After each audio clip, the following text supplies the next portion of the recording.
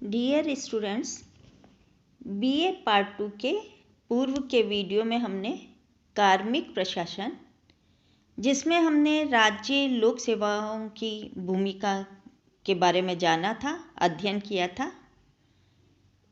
इन राज्य लोक सेवाओं की जो भर्ती है वह राजस्थान में योग्यता आधारित भर्ती और अन्य सेवा संबंधी मामलों में परामर्श करने हेतु राजस्थान लोक सेवा आयोग बनाया गया है। तो आज हम इस राजस्थान लोक सेवा आयोग के संगठन और कार्यों के बारे में जानेंगे। स्वतंत्रता से पूर्व राजस्थान के रियासती राज्यों में भर्ती की स्थिति असंतोषप्रद थी। राजस्थान में योग्यता आधारित भर्ती और अन्य सेवा संबंधी मामलों में परामर्श करने हेतु राजस्थान लोक सेवा आयोग अजमेर की स्थापना तत्कालीन राज प्रमुख द्वारा 16 अगस्त 1949 को जारी एक अध्यादेश के माध्यम से की गई। इसी अध्यादेश के माध्यम से रजवाड़ों के जो लोक सेवा आयोग या अन्य भर्ती अभिकरण थे उनको समाप्त कर दिया गया। एकीकरण के पश्चात संपूर्ण राजस्थान की लोक सेवाओं का कार्य यह आयोग कर रहा है। इसके संगठन को देखेंगे अब तो राजस्थान लोक सेवा आयोग एक संवैधानिक संस्था है।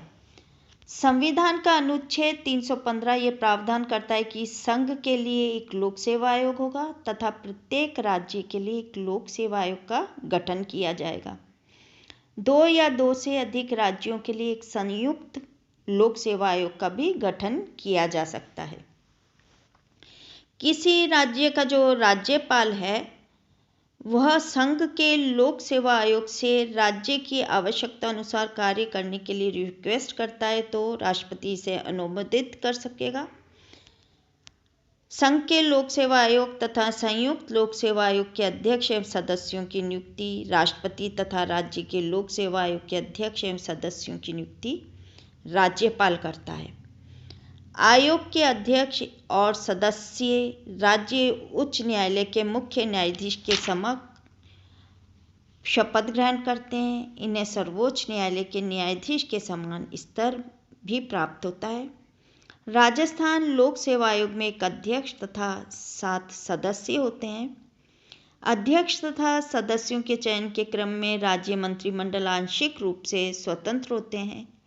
संविधान में केवल इतना ही कहा गया है कि लोक सेवा आयोग के कम से कम आधे सदस्य ऐसे होने चाहिए जिन्हें संघ या राज्य की लोक सेवाओं में कम से कम 10 वर्ष का कार्य का अनुभव हो।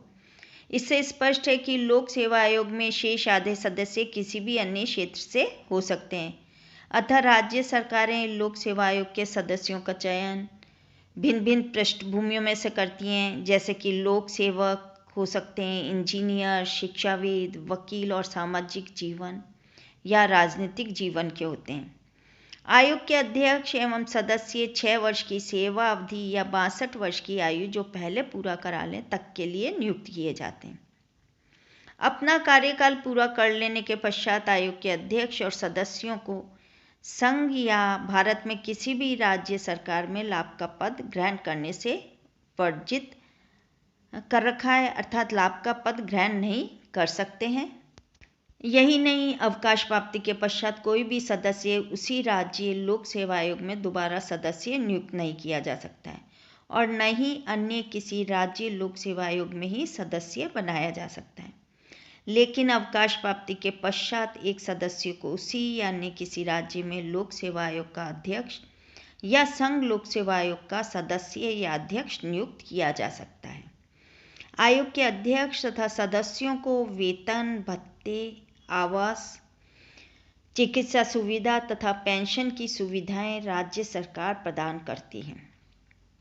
राज्य के लोक सेवा आयोग के अध्यक्ष तथा सदस्यों की नियुक्ति राज्यपाल करता है, किंतु उन्हें हटाने की शक्ति राष्ट्रपति में निहित है। आयोग का अध्यक्ष तथा सदस्य केवल पद के दुरुपयोग या कदाचार के आरोप में ही पद से हटाए जा सकते हैं। इस हेतु उच्चतम न्यायालय जांच पड़ताल करता है। जांच के दौरान राज्यपाल आयोग के अध्यक्ष या सदस्य को केवल निलंबित रख सकता है, पदमुक्त नहीं कर सकता है। राष्ट्रपति ही आयोग के अध्यक्ष तथा सदस्यों को उच्चतम न्यायालय द्वारा दोषी पाए जाने या अन्य कोई लाभ का पद ग्रहण कर लेने या शारीरिक या मानसिक रूप से अयोग्य हो जाने या न्यायालय द्वारा दिवालिया घोषित कर दिए जाने पर पदमुक्त कर सकता है। संविधान के अधीन लोक सेवा आयोग क्या है? लोक सेवा आयोग एक परामर्शदात्री संस्था है। संविधान के अनुच्छेद 320 के अनुसार सरकार को प्रशासनिक कार्य संचालित करने हेतु आवश्यक परामर्श देने के लिए सलाह देने के क्रम में राज्य लोक सेवा आयोग के कार्य इस प्रकार हैं।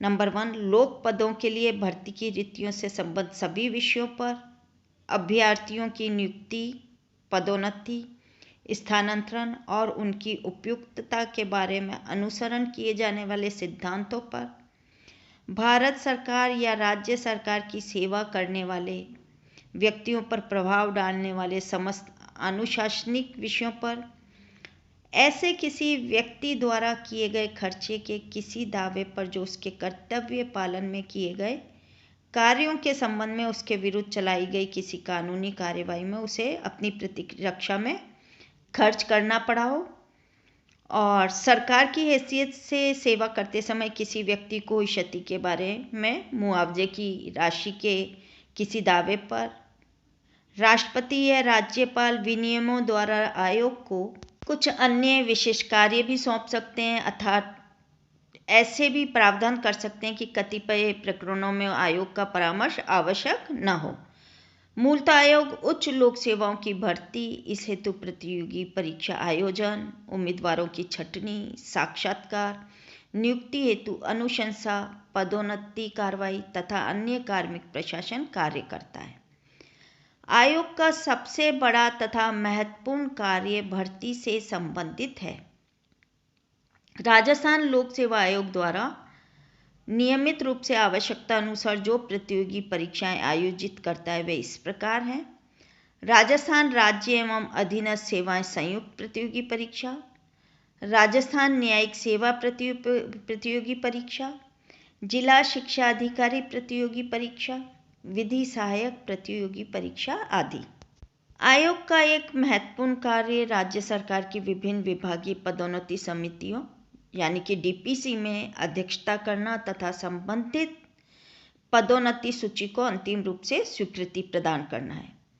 इसके अतिरिक्त विभिन्न विषयों में राज्य कार्मिकों के विरुद्ध की जाने वाली अनुशासनात्मक कार्यवाहियों में आयोग से परामर्श लिया जाता है। भारत के अधिकांश लोक सेवा आयोग कार्याधिक के बोझ से प्रभावित हैं। साथ ही महत्वपूर्ण परीक्षाओं के प्रश्न पत्रों का लीक होना भी एक चिंतनीय समस्या बन चुकी है। आयोग के सदस्यों पर राजनीतिक तथा अन्य कई प्रकार के दबाव तथा जातीय एवं क्षेत्रीय भेदभाव की प्रतिक्रियाएं भी प्राय देखने को मिलती हैं। प्राय प्रत्याशी द्वारा भी आयोग द्वारा आयोजित होने वाले साक्षात्कारों की प्रविधि के बारे में भी प्राय प्रत्याशियों द्वारा रोष प्रकट किया जाता है। अतः सार्थक, निष्पक्ष एवं व्यावहारिक प्रयासों की आवश्यकता है जो इस शीर्ष निकाय की विश्वसनीयता को सुनिश्चित कर सके। वैसे देखें तो संवैधानिक दृष्टि से आयोग एक स्वायत्तता प्राप्त संगठन है, लेकिन वास्तव में स्थिति यह है कि प्रतियोगी परीक्षाओं में नए विषय सम्मिलित करने या परीक्षा शुल्क में वृद्धि करने हेतु आयोग को सरकार से अनुमति लेनी पड़ती है। साथ ही आयोग को अपने कार्यालयी कार्मिकों हेतु परमिशन भी सरकार से लेनी पड़ती है। विधायिका को भी यह अधिकार है कि वह आयोग के कार्यों और क्षेत्राधिकार में संशोधन कर दे और वह आयोग के प्रतिवेदन पर बहस कर सकती है। आयोग के हरेक कार्य को, हरेक कृत्य को न्यायालय में भी चुनौती दी जा सकती है। पिछले कई वर्षों से राजस्थान लोक सेवा आयोग के विरुद्ध याचिकाएं दायर होती आई हैं, जिसके फलस्वरूप आयोग और सरकार दोनों को ही न्यायालय के निर्देशों की पालना करने के लिए किंचित मात्र विवश होना पड़ा है। राजस्थान लोक सेवा आयोग के कार्यकरण से संबंधित एक दूसरा आक्षेप प्रतियोगी परीक्षाओं में अपनाई जाने वाली सामान्यीकरण प्रक्रिया से भी संबंधित है। विभिन्न प्रतियोगी परीक्षाओं में विषयवार प्राप्तांक प्राय कम ज़्यादा रहते हैं। सामान्यीकरण प्रक्रिया के अंतर्गत कभी परीक्षार्थी के प्राप्तांक घटा दिए जाते हैं तो कभी बढ़ा दिए जाते हैं। अतः ये प्रणाली न तो पारदर्शी और न ही तार्किक प्रतीत होती है और परीक्षार्थी के प्राप्तांकों में घटाना बढ़ाना करना भेदभावपूर्ण है। Thank you.